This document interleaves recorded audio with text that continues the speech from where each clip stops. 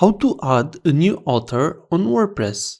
Creating a new author user is easy in WordPress. In this quick tutorial, we'll show you how to add a new WordPress editor user. Watch the video to learn how to follow these simple steps.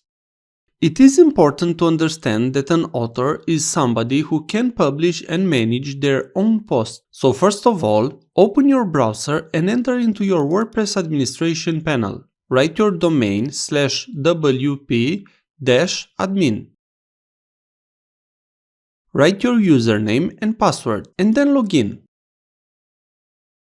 Now go with the mouse over users and click on Add New. The only three required inputs are username, email, and role, but you can add all other info. On the password, you can write a custom password or generate a new one. An important checkbox is Send User Notification. If you leave this check, the user will receive an email that a new user is ready.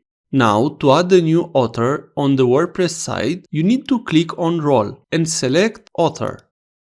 Now click on Add New User. You have added a new author user on your WordPress site.